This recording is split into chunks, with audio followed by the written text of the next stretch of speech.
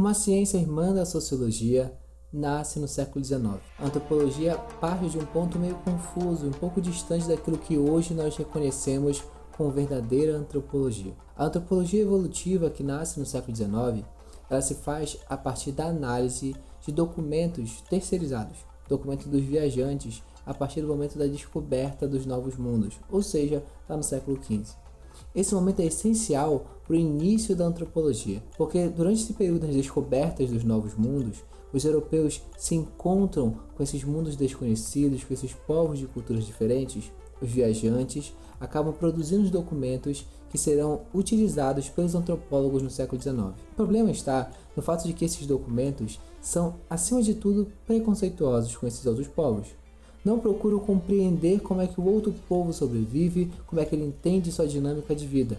A postura desses caras é a postura do impacto etnocêntrico, de dizer que eles são um povo de maneira correta e que o outro só é correto ou certo na maneira que ele se adequa aos seus modos de vida. Tanto esses conceitos de etnocentrismo quanto de relativismo, nós já sabemos, são derivados da própria antropologia.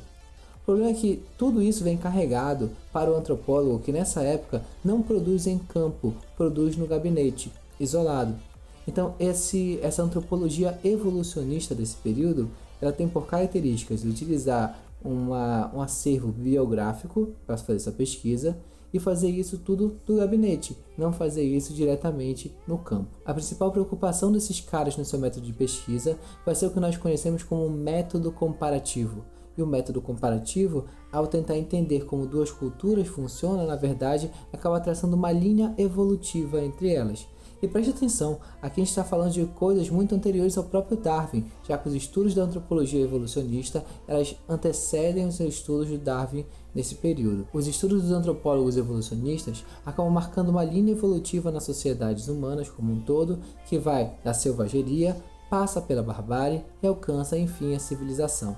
Lembrando que esses estágios ainda têm estágios intermediários, como selvageria inferior e superior, barbárie inferior e superior, e enfim a civilização. As sociedades alcançariam de alguma maneira a evolução a partir do momento em que elas saíssem de alguns estágios.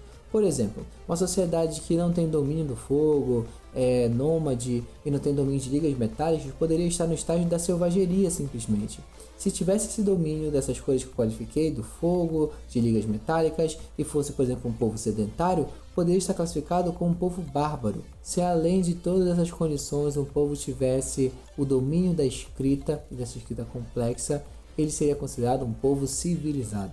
Então, basicamente o que os autores desse período fazem é organizar todos os povos da humanidade em uma espécie de bingo que eles saem marcando características nos quais podem considerar um povo ligado à selvageria, à barbárie ou à civilização. Tá na cara que esse olhar é etnocêntrico, tá na cara que esse olhar é preconceituoso e não tem nada a ver com o que a gente entende de antropologia nos dias de hoje. Mas quando é que a antropologia passa a ser aquilo que a gente conhece? A antropologia do século XX é isso. Essa antropologia mais próxima, mais compreensiva do que comparativa.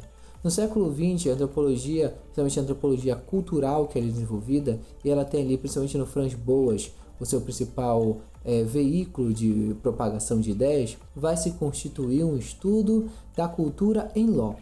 Ou seja, a partir agora do estudo de campo. O antropólogo ele precisa ir para o campo, ir para o meio de onde a cultura está, para poder se banhar da cultura e aí tentar interpretá-la. Então, o que a gente tem que tentar entender é que o antropólogo agora saiu da distância que ele estava no gabinete, interpretando documentos terceirizados para ir no local. O antropólogo já entende que não adianta ele tentar, por exemplo, passar um dia numa tribo e tentar escrever sobre ela. Ele vai estar fazendo um documento pessoal de primeira, mas ele não vai entender. Vai ser alguém de uma cultura externa falando com uma cultura mais diferente da dele. Não vai adiantar. Ele precisa tentar fazer um olhar endógeno. E para fazer isso, precisa viver na comunidade. E ao viver na comunidade, precisa passar não só um mês, 2 meses, mas talvez um ano ali. E é esse método que vai propor Franz Boas e uma galera que vai compor esse movimento antropológico moderno no século XX. Além disso, a gente vai tentar, além de pensar o tempo, o trabalho que esses caras vão fazer é um trabalho diferente.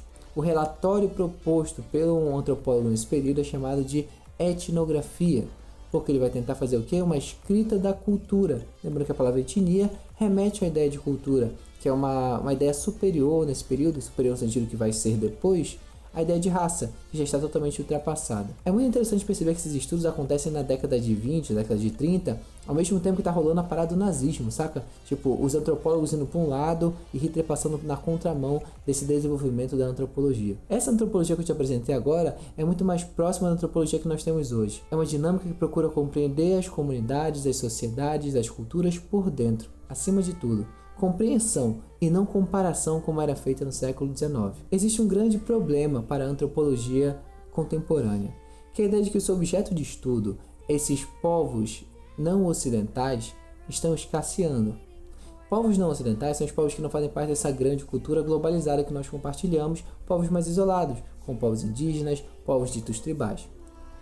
Cada vez mais que o tempo vai passando, esses povos vão ficar reduzidos, principalmente por causa do avanço da tecnologia, por causa das disputas imperialistas que aconteceram, também por causa do avanço e a diminuição de zonas como mata virgem. Tudo isso faz esses povos diminuírem, escassearem. O contato mesmo com as populações globalizadas, ocidentalizadas, tudo isso reduz esses povos, ao ponto tal que a antropologia se encontra no paradigma no século XXI. Ela precisa reinventar o seu objeto de estudo principal, para poder assim de alguma maneira sobreviver, já que a antropologia se mostrou importante na contribuição do olhar das ciências sociais. Assim, o antropólogo deixa de estudar apenas povos não ocidentais para também estudar a sociedade. Então o antropólogo utiliza suas ferramentas, a questão da alteridade, do reconhecimento do olhar do outro, da valorização da cultura, dessa imersão cultural que é diferente do que o sociólogo faz, ele vai trazer isso para a sociedade. E sim, é uma análise diferente, é uma análise rica,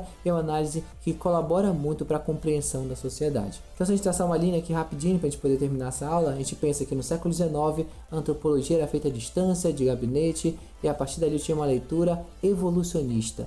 No século XX, essa leitura é muito mais uma leitura de alteridade, de reconhecimento do outro. E no século XXI, a sociologia acaba tendo uma expansão dos seus objetos de estudos, saindo das sociedades não ocidentais para também estudar as sociedades ocidentais. É isso, galera. Muito obrigado por tudo e valeu!